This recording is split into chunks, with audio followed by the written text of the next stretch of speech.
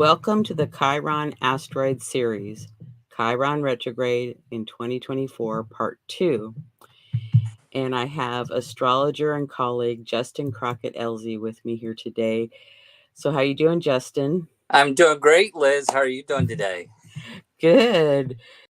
Great to be on the show again with you. Yeah, and summer's been busy. Right. You know, all the chores that have to get done in summer. Yeah.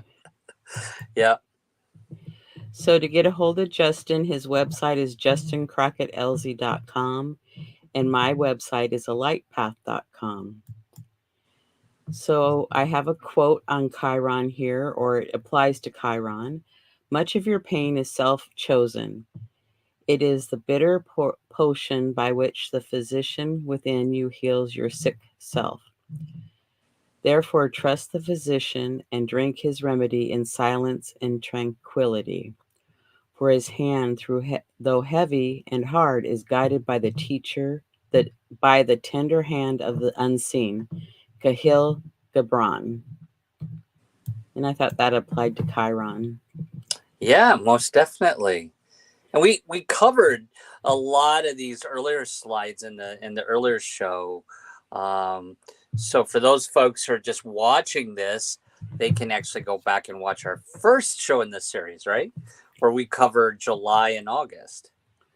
Yes, and I'll put a link below in the comments, so we can watch. But we'll say a couple things. Chiron is a large asteroid that orbits between Saturn and Uranus. Did you want to say anything about Chiron? Well, I think it was important what you put on here. Like the orbit is 50 years, 50.39 years. So interesting. That's everybody usually has a Chiron return, and how you found later on that they've realized it exhibits the behavior of a comet as well. Yes, a Centaur, an asteroid, a comet, and a minor planet. So lots of classifications. Chiron in astrology is best known as the wounded healer, but I always feel it's important to say that it's the teacher, the healer, the shaman, the tutor, the guide, and the foster parent. Do you want to share anything on this? No, I think you got that covered. And then Chiron is a centaur, which is part horse and part man. And, all this can be reviewed by going to the first episode. Anything you want to do on the mythology? No, no, not in this one. And then about Chiron's wounds, I like to point out that his first wound was his rejection from his mother and father. And then his second wound was being poisoned by the arrow, but most people refer to the second wound. And I just feel that that's important to point out. Right. I love how you pointed this out, because I had never heard this before until you did this. So I thought it was really important about that first one, the rejection from his mother, the fear of being known for his father's fear of being known for his infidelity, and then conception and birth. And so I thought that was really important. And we talked about this in the last show, how this kind of covers a lot of the signs that Chiron goes through. Those fears and wounds can really kind of fit within these two wounds. For example, one thing, as I was remembering our past show that I didn't say, where you were talking about there, where he felt like he was ostracized, or how did you say that before, that he didn't fit in, maybe? He didn't fit in. So that was Chiron in Aquarius. If a person has a Chiron in Aquarius, they're sort of the person that will feel like they don't fit in, And so every one of those 12 zodiac signs kind of fit within those two wounds that you brought out. Well, and we can have more than one wound and need to work on more than one wound. Right. And a lot of us do have more than one wound, so. Right. And conceptually, I guess what I'm saying is that his wounds, if you think about rejection from the mother, rejection from the father, and then some fears there and not fitting in. You can, and then that relates to not being valued, not having a safe, secure resources in life, not fitting in, not belonging. Life sucks, Chiron and Pisces. Every Chiron's, every sign that Chiron's in fits under one of those two wounds, conceptions, concepts that Chiron goes through, which I thought was really interesting. So I really appreciate you putting that on the slide. Thank you. And Chiron stationed retrograde on July 26th at 23 degrees Aries in 32 minutes. And really close to Eris, and we'll be traveling with Eris the entire journey of being retrograde. Right.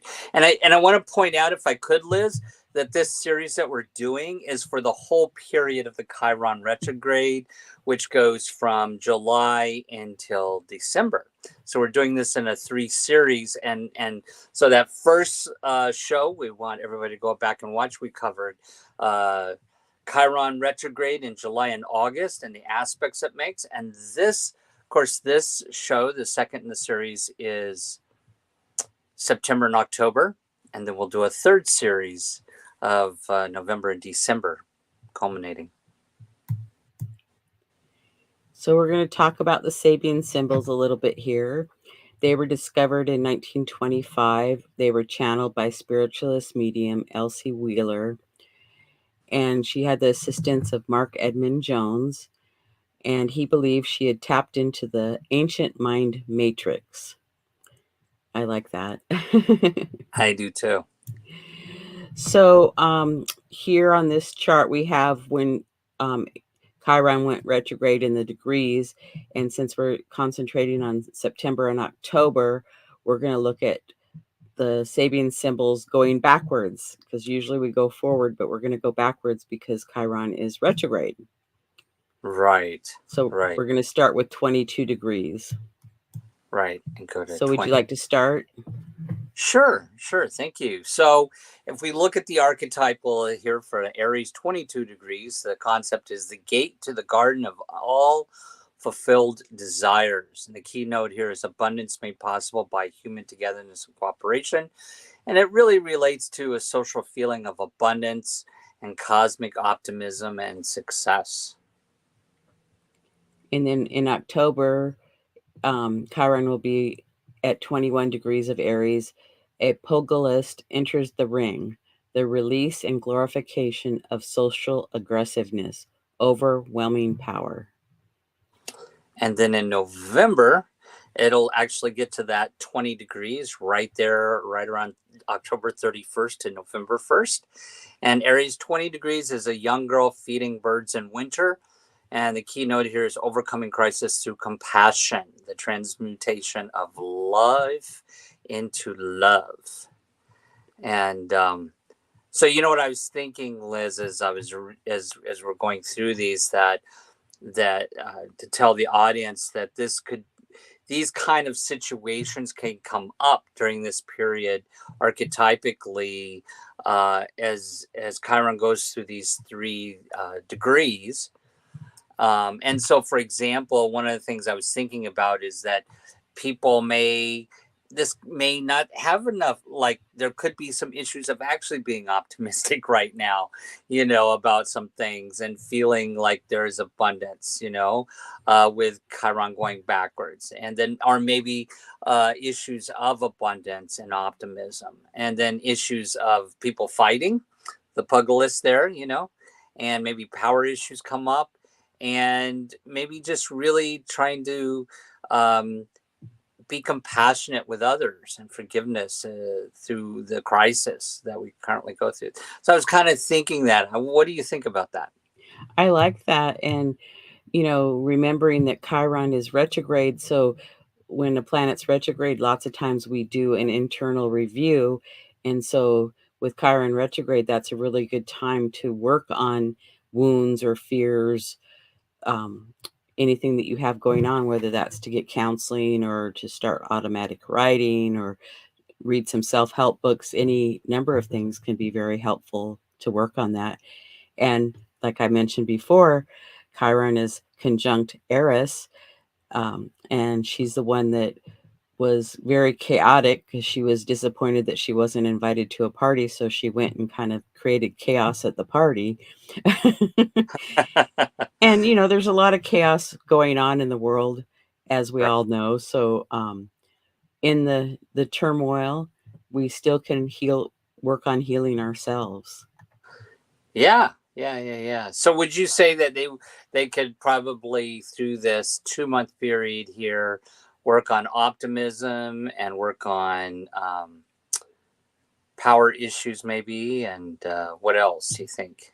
Right, just find something to be positive about, like have hope, find something to have hope in. Because sometimes that could be difficult, but it can even be with Right. yourself, so just work on that if you can, if it's Right. possible. Awesome. And be gentle Awesome. with yourself, don't beat yourself up. There's Right. always tomorrow. Now we're going to get into the aspects that it's making this 2-month period, right? Here in a minute. Yeah, in a minute, but you can go ahead with this one. Sure. So what we wanted to share with people was, and we actually covered this on our last series, on the first in the series, is that we look at Chiron from a really kind of 2 levels here. One at a group level, how it's affecting everybody as a collective, and that's what we call mundane astrology. And then, of course, we also look at it at the individual level and talk about how it may be affecting you. That's what we call natal astrology, and affecting you personally in your own life. Thank you. And here's a graph for the aspects, because we talk a lot about those, and I'll put the link below for you to download it off of my website if you like. And we have a viewer in the audience that says Chiron in Aries is so powerful. And Yeah. so, going back to working on your wounds and fears, etc., Chiron, it's like little steps can create big, giant steps, or giant progress. It's like moving it forward and trying different things.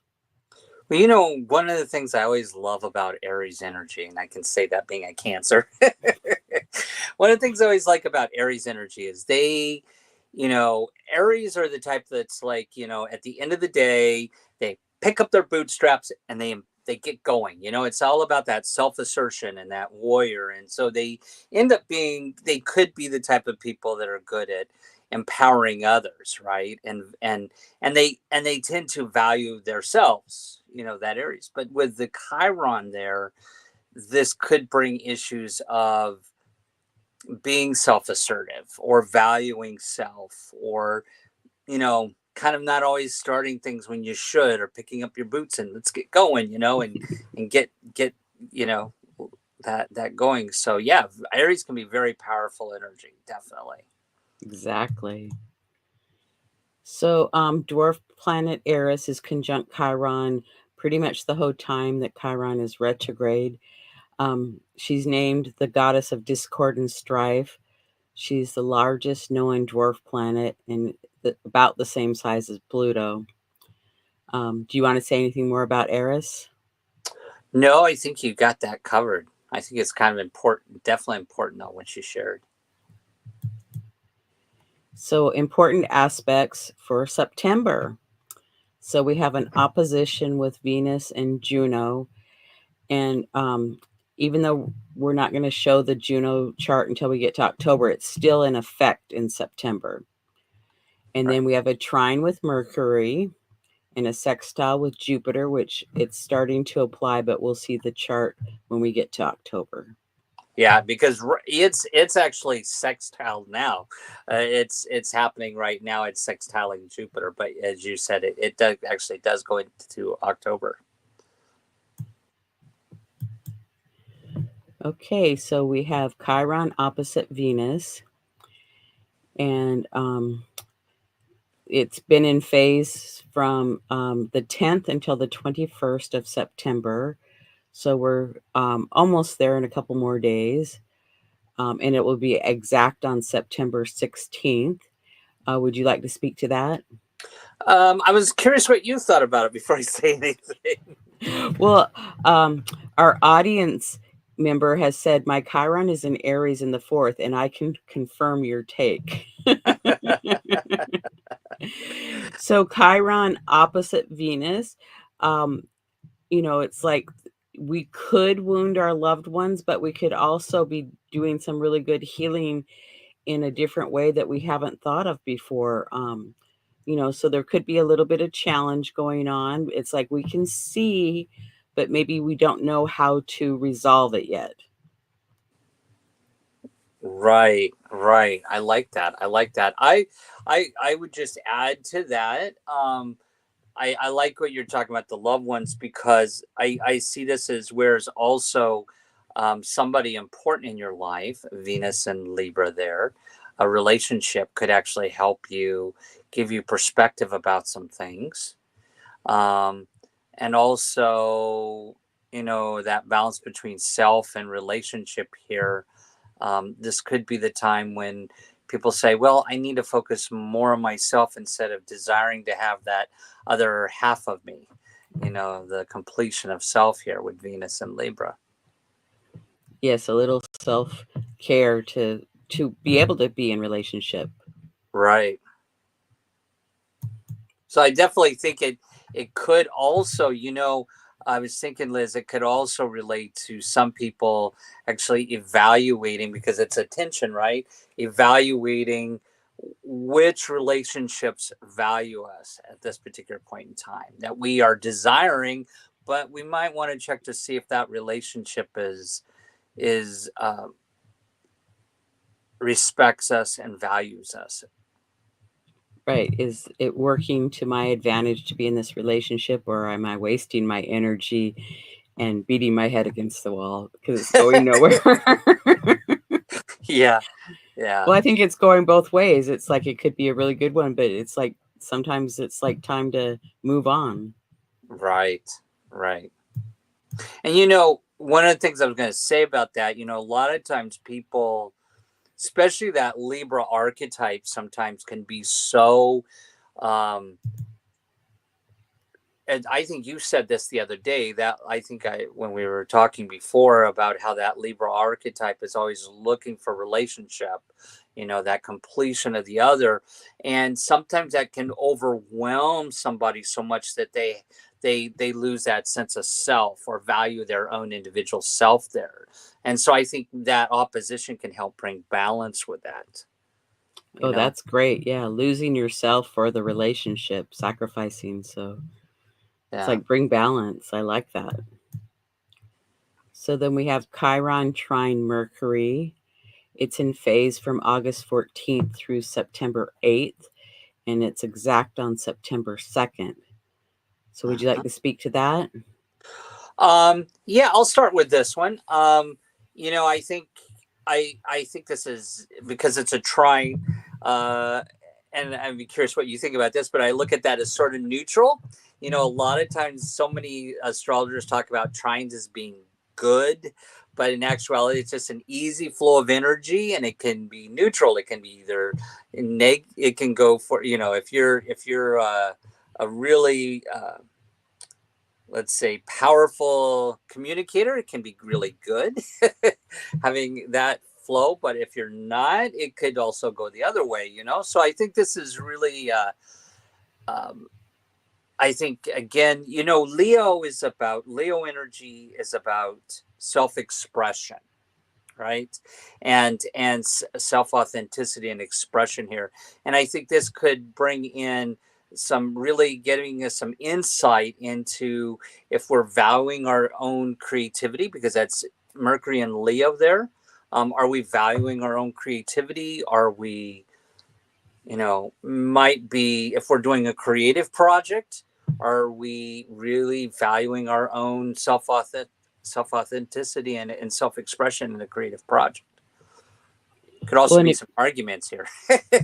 it could be, but it'd be great time to channel, or not channel, but to journal what's inside your heart. Like if you have some pain there, to write it down. And if you need to rip it up in a million pieces or burn it after you're done, that's fine too. Um, But also you could paint something to like express and let it out. Because I know that there's artists that paint different things, and it's like they're working on releasing emotions and things that are inside them. And I'm getting that you could even do some dancing too. So Yeah. And you know, I agree. And you know, this what's interesting is this is a wound, so this could be where we identify what is that wound that keeps us from expressing our self authenticity here. What is that personal wound with Chiron and Aries that's blocking us from Mercury communicating Leo, which is all about you know, that authenticity and self and creativity.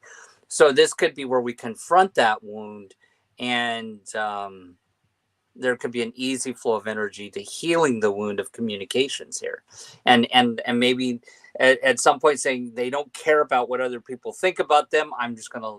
This is who I am. Yeah. well, and you could write a letter to somebody that maybe said something to you that left a wound, and whether they're here or gone, you could still write the letter. Doesn't mean you have to send it. It's just the act of writing it is very helpful. Right. Right. Absolutely. So to review for September, we had the trine with Mercury, the opposition with Venus, and then I forgot, and Justin reminded me about the quincunx with Mercury on the 20th to the 23rd. So do we want to speak to the Chiron quincunx Mercury? That's 150 degrees apart. So that's usually an adjustment, but it's also informing. Right. So I think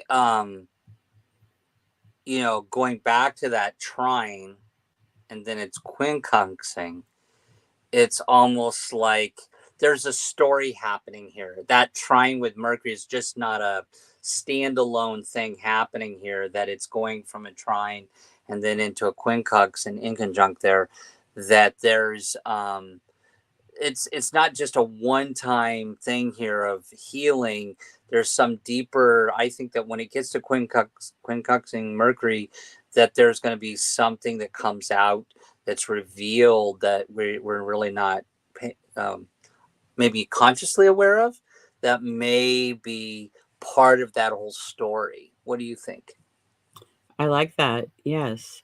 And since Mercury's involved, I kind of like the idea of journaling or even asking for some answers through our dreams. If you're good at dreaming and you can remember them and write them down, that might be helpful, or even some Right. meditation, perhaps. Right. Absolutely. I like And that. since Chiron's in Aries, you might have to do a moving meditation because Aries likes to move, whether it's walking or running or, Yeah. you find what works for you. Yep. Oops. So in October, we have quite a few aspects going on. We have an opposition with the Sun, Mercury, and Juno, a square with Mars, and Ceres is applying and active, but we're not going to see that chart until November. And then a trine with Venus and Pallas, and they're both active in October, but they'll be exact in November for both of those. And then a sextile with Jupiter, and a yod with Vesta and Venus, and conjunct Hygeia October through December. So I wanted to say one thing about this, that square with Mars only happens in October, that its a series carries over from both months. So that square will go until the 24th of October. That'll be the last day that Mars. But yeah, there's a lot going on that month. Okay, so would you like to start with the Chiron opposite the Sun? Wow. So I think out of all of the aspects, this to me is probably the most powerful. And I'm be curious what you think about this thought about this, because the sun is one of the luminaries. I think this is where, out of all the planets, the sun here is shining a light on your wound.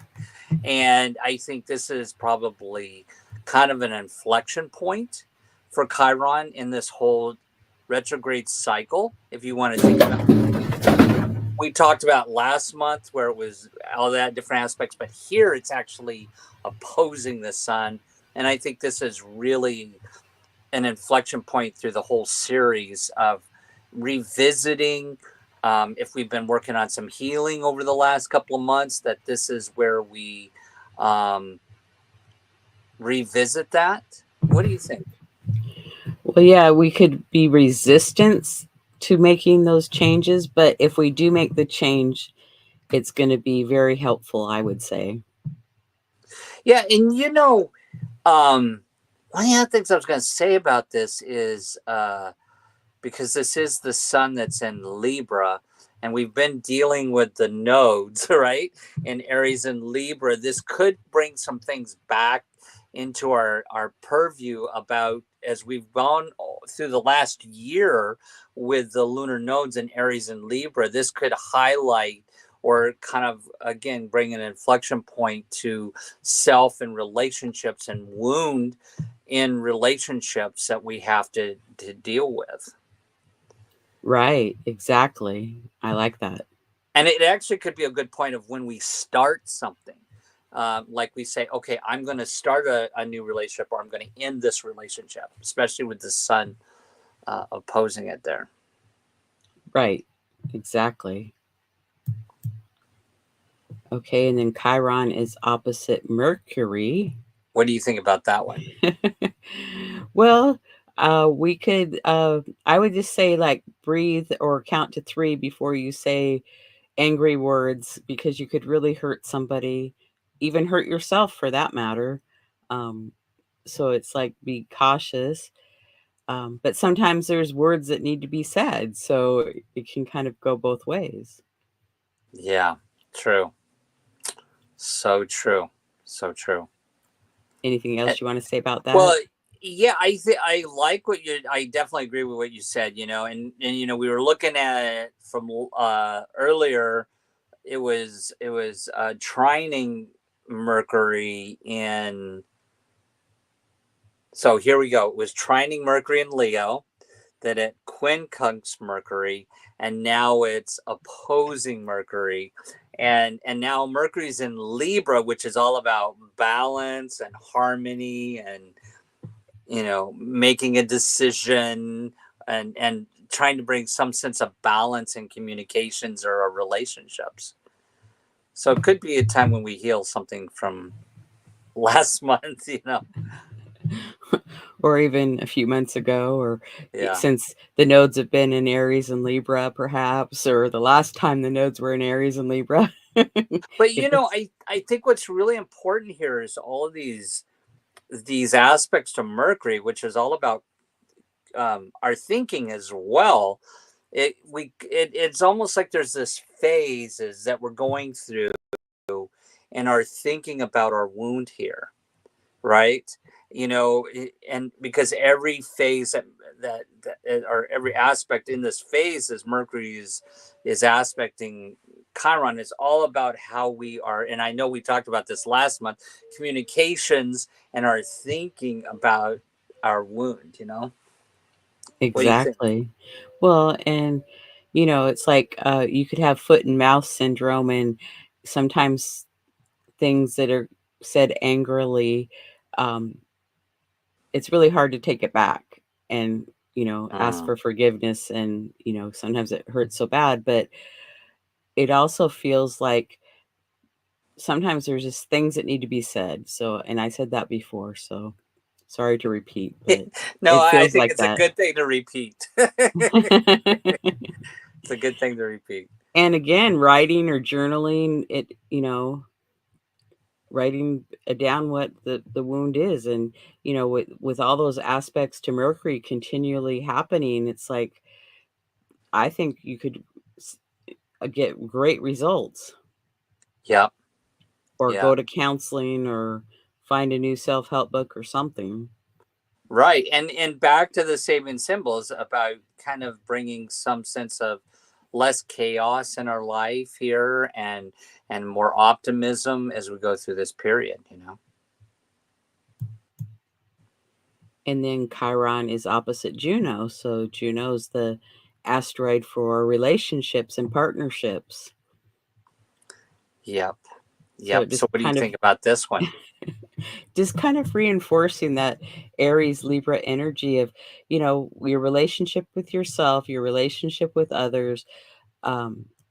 Is it sacrifice or is it fulfilling? Which one is it? It can be a bit of both. And it's like, how do I want to have relationships? I only have so much time every day or every week.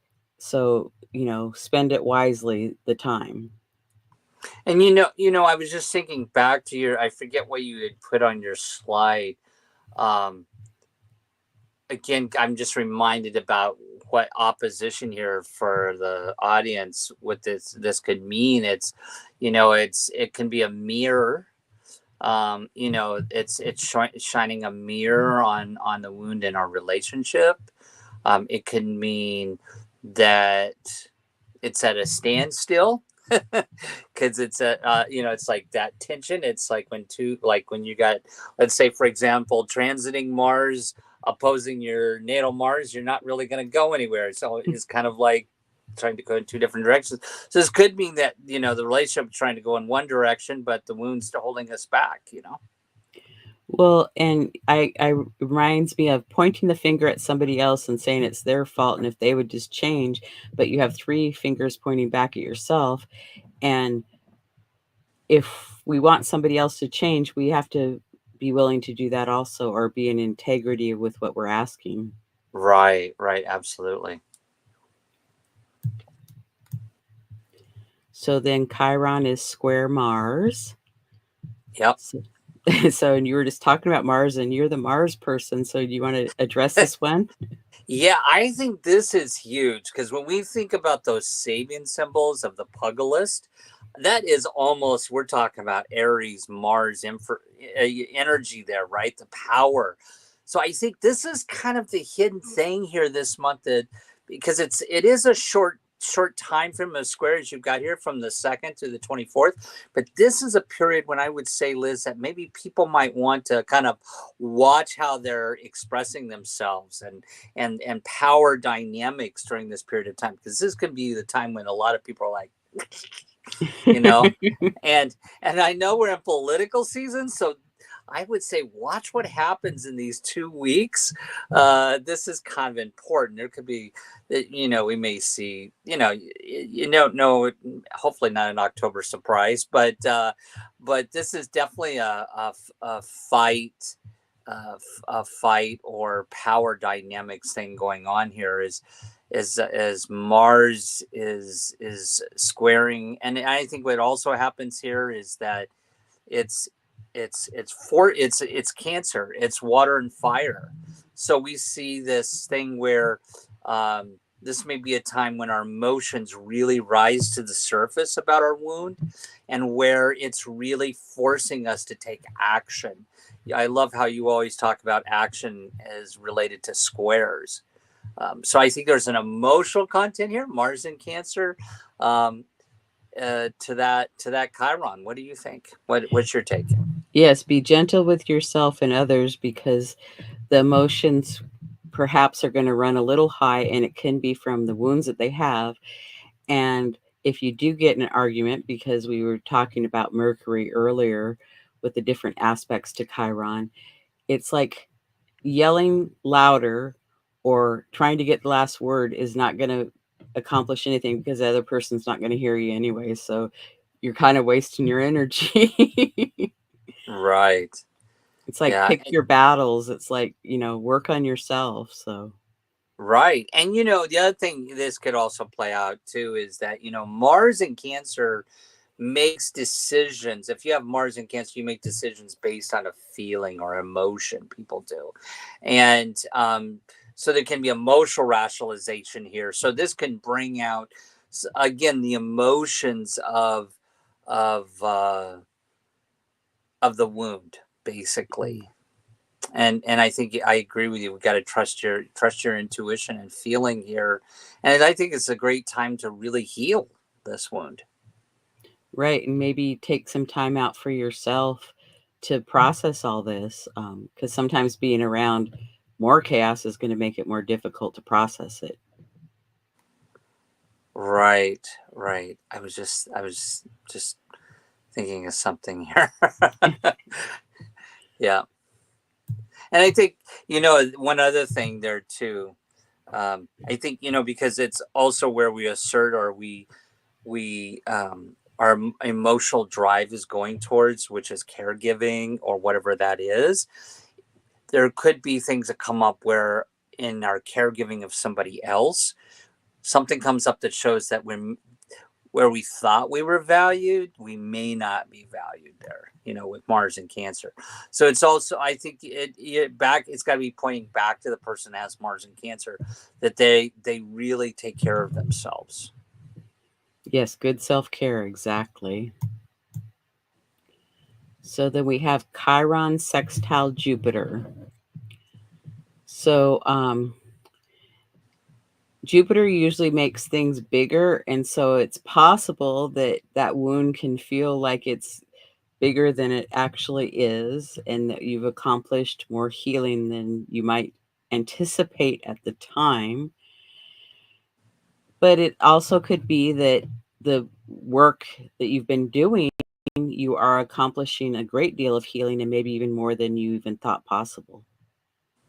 Right. Well, I think this is a really, out of a lot of the aspects we talked about, this is an important one as well, because it is such a long phase. This aspect's really out there a long time, and as you pointed out, Jupiter tends to magnify or expand anything it's touching.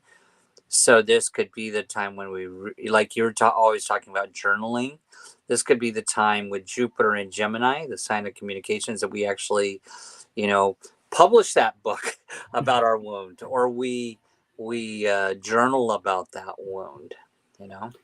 Well, and I'd say any work that anybody's doing to work on themselves to heal their wounds, that they're gonna, if they've been working on it by this time, that it's like probably noticeable of the effort that they've put in. Right.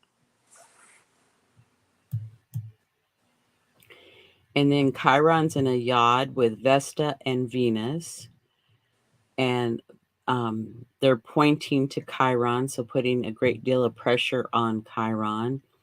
And Vesta and Venus are sextile to each other, and then they're quincunx to Chiron. So, what was your take on this? What's my take on this? Well, Vesta, is about home and hearth, and Venus is about what we love and desire, and then Chiron is that wound. So I would say any wounds that maybe came from our child, when we were being raised from our parents, or our upbringing at home, or how we were nurtured, this is a good time to work on those and release anything that needs to be released. And, that Chiron's opposite Sun, Juno, and Mercury at the same time. Yeah, so Yeah. everything we've been talking about, this can be the hidden aspect of that. Mm-hmm. So it's like, if you haven't been working on doing any healing or looking at your wounds, you might be really, it might come up in your face to like, okay, come on, look at it. It's like the cosmic 2x4 is like prodding you Right. to take some action. I agree. So for October, we had the opposition to Mercury, the yod with Vesta and Venus, the opposition to Juno, sextile to Jupiter, the opposition to the Sun, and square Mars. So a lot going on in the month of October. So be prepared and do some journaling, or talk to somebody. You can go outside and talk to a tree. That's fine too. But if you have a trusted friend or a counselor or whatever works for you, I encourage you to do that. And I was going to point out that it also starts trining Pallas too, and so again, it's a good time to see patterns with how that's affecting us in our life. Right, and there's a lot of other aspects in the astrology chart, but we're just focusing on Chiron right now. So. Right, and that Chiron's trining Pallas, so that's all about patterns in within how that may play out in our behavior in our life. Exactly. So the summarization is Chiron retrograde will be felt by everyone. The house in your natal chart that is ruled by Aries will be influenced the most. If you have planets there, they will be part of the story. If not, then a general theme of self-value will still apply. Chiron is making major aspects with other planets. Look at the houses that are ruled by these signs in your natal chart: Gemini, Cancer, Leo, Virgo, Libra, Scorpio, Sagittarius, Capricorn, and Aquarius. This is where the action is. Take note of the planets you have in these signs because they may be aspected by the transiting Chiron in retrograde. But I would also suggest, if you have stuff going on and you need a consultation, Justin and I both do consultations, and we'd love to tell you about what Chiron is doing in your own chart. Absolutely, and how you can meet the challenges with that and overcome that, definitely. So we look forward to seeing you all back for part 3. And you never know, there could be a part 4 of Chiron goes direct. Maybe. I did forget to mention, and just to kind of remind folks here that we did have it on one of the slides, but just to kind of point it out, that we'll talk about it more in our third series. But Hygeia is retrograding back towards Chiron, and we'll catch up to it. And we had a show specifically on the Chiron Hygeia conjunction, which happens every 6 years. And so that is, Hygeia is connected with healing. And so this is bringing back things into focus as we move into the last period of Chiron's retrograde period here, where Hygeia steps into the picture and brings us information. And we'll talk more about that in our third part of the series of this. Well, I look forward to doing the next part. I do too. So Justin and I both have newsletters and YouTube channels, and we always enjoy having you subscribe and send us hellos. And Justin and I do the full moon forecast each month and the astrology forecast for the month each month. And we're working on the Chiron series. And then I have another series, the Astrology Star Sisters Talk Over Tea. And Sue Minahan and I do Dwarf Planet series.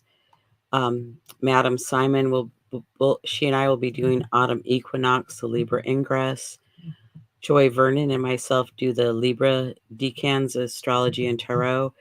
And then Marcia Bouchard and I are working on the Fixed Stars, You're a Sky Full of Stars series. And we just did part 2 of that. So look forward to having you join me on those. And Justin and I will be on Talk Cosmos on September 29th at 1 p.m. talking about the Libra solar eclipse. And Justin, you can talk about what you're doing. Yeah, I do a twice a month show with Michael Bartlett, who's an astrologer out of New Mexico, Santa Fe. And we do a show called The Relationship Guys, where we look at relationships charts. And so check us out. And again, you can get a hold of Justin at justincrockettLZ.com and myself at alightpath.com. And we look forward to hearing from you. Thanks for joining us today, and we'll see you again soon. Thanks, Liz. Bye for now.